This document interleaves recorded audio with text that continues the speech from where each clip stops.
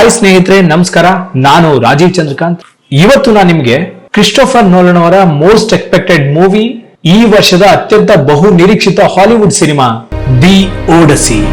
ನಾಳೆ ರಿಲೀಸ್ ಆಗ್ತಿರೋ ಈ ಸಿನಿಮಾದ ಕೆಲವು ಇಂಟ್ರೆಸ್ಟಿಂಗ್ ಸಂಗತಿಗಳನ್ನ ಕೇಳಿದ್ರೆ ನೀವು ದಂಗಾಗಿ ಹೋಗ್ತೀರಾ. You must begin the long journey home, for there are men.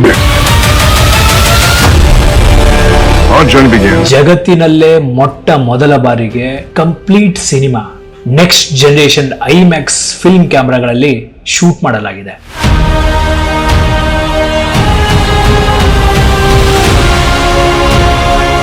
ಈ ಸಿನಿಮಾದ ಇನ್ನೊಂದು ವಿಶೇಷ ಏನು ಅಂದ್ರೆ, ಕ್ರಿಸ್ಟೋಫರ್ ನೋಲನ್ ಅವರು ಎಂದಿನಂತೆ CGI ಬಳಸದೆ ಸತತ 7 ವರ್ಷಗಳಲ್ಲಿ ರಿಯಲ್ ಲೊಕೇಶನ್ಗಳು ಮತ್ತು ಪ್ರಾಕ್ಟಿಕಲ್ ಎಫೆಕ್ಟ್ ಮೂಲಕ ಈ ಚಿತ್ರದ ಒಂದೊಂದು ದೃಶ್ಯವನ್ನು ಸೆರೆ ಹಿಡಿದಿದ್ದಾರೆ. ಈ ಹಿಂದಿನ ಚಲನಚಿತ್ರಗಳಲ್ಲಿ ತೋರಿಸಿರುವಂತಹ ಕ್ಲಾಸಿಕಲ್ ಪ್ರಪಂಚದ ತರಹ ಇದು ಕಾಣಿಸುವುದು ಅಥವಾ ಭಾಸವಾಗುವುದು ನಮಗೆ ಬೇಡ. ಅದಕ್ಕಿಂತ ಹೆಚ್ಚಾಗಿ ಶಾಶ್ವತವಾಗಿ ಉಳಿಯುವಂತೆ ಟೈಮ್ಲೆಸ್ ಮಾಡಲು ನಾವು ಏನು ಮಾಡಬಹುದು ಅನ್ನೋದೇ ಈ ಸಿನಿಮಾದಲ್ಲಿ ತೋರಿಸಿರೋದು.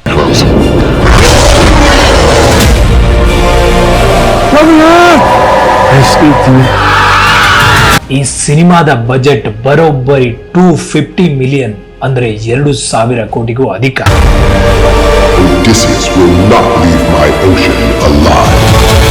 ಇನ್ನು ಈ ಚಿತ್ರದ ಮೂಲ ಕಥೆ ಗ್ರೀಕ್ ಮಹಾಕಾವ್ಯ ಹೋಮರ್ ಬರೆದ ದಿ ಓಡಸಿ ಕಾವ್ಯದ ಆಧುನಿಕ ರೂಪಾಂತರವಾಗಿದೆ. ಈ ಚಿತ್ರದ ಕಥೆ ಏನಪ್ಪಾ ಅಂದ್ರೆ, ಟ್ರೋಜನ್ ಯುದ್ಧದ ನಂತರ ಇಥಾಕದ ರಾಜ ಓಡಸಿಯಸ್ ತನ್ನ ಮನೆಗೆ ಮರಳಲು ನಡೆಸುವ 10 ವರ್ಷಗಳ ರೋಮಾಂಚಕ ಮತ್ತು ಭೀಕರ ಪ್ರಯಾಣವನ್ನು ತೋರಿಸಲಾಗಿದೆ. ಆ ಮಹಾಕಾವ್ಯದ ಕಾಲ್ಪನಿಕ ಕಥೆಯನ್ನ ಕ್ರಿಸ್ಟೋಫರ್ ನೋಲನ್ ಅವರು ಎಷ್ಟು ಅದ್ಭುತವಾಗಿ ತೋರಿಸಿದ್ದಾರೆ ಅಂದ್ರೆ,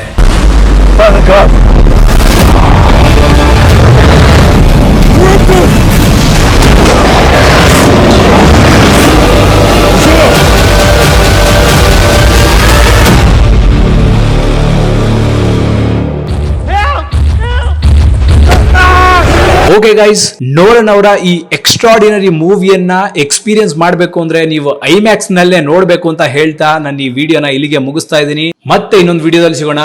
ಅಲ್ಲಿವರೆಗೂ have a good day, take care, bye.